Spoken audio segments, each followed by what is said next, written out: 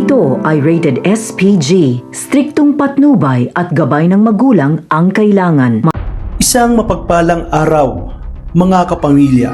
Saktong pag-uwi ni Tanggol ay maladaanan nila ang nangyaring gulo sa Kalye Ramona at makikita nila sina Primo na bitbit ng kapulisan.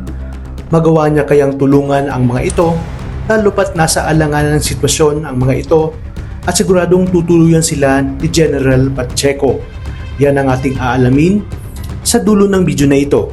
Sa pagbalik ni Ramon at David ng mansyon, ay galit na galit nitong si Ramon na sinabi at itinuro ang kanyang daliri sa ulo ni David na hindi ito makakarating sa kanyang posisyon kung ganoong kakitid ang ulo nito.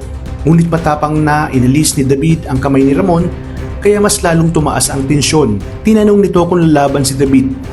Lumaban si David at nakipagsuntukan. Ngunit bumagsak siyang duguan at talunan. Dito sinabi ni Ramon na ang mga Montenegro ay hindi umaasa sa swerte. Sa kabilang banda, bumalik naman sa dating gawain sina Primo kung saan nagnakaw ang mga ito sa isang malaking bahay ng smuggler. Agad namang may nag-report sa mga pulis kaya kaagad na ipinasara ni General Pacheco ang Kalye Ramona at nagsagawa ang mga ito ng operasyon kasama sina Rigor at Mando.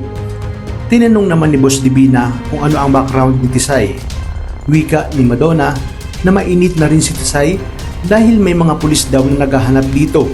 Iginiit naman ni Tanggol na kahit saan magpunta si Tisay ay sisiguraduhin niyang hindi ito makakatakas.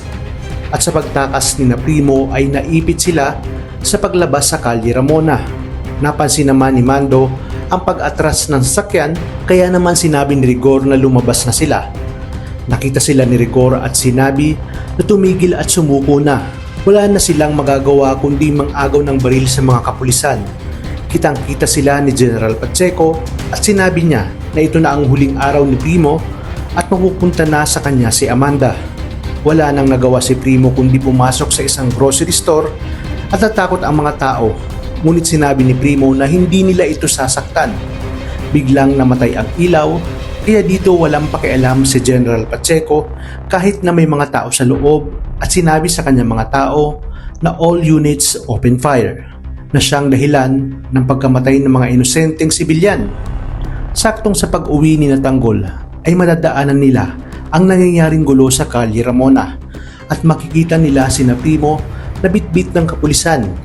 Isasantabi ni Tanggol ang kanilang alitan. At sa pangalawang pagkakataon ay muli niyang maililigtas ang grupo ni Primo kung saan magkakaroon ng bakbakan sa pagitan nila at ng mga kapulisan. At dito muli magkukrus ang landas nilang dalawa ni Rigor. Ngunit gagawa ng paraan si Mando upang mapatakas sina Tanggol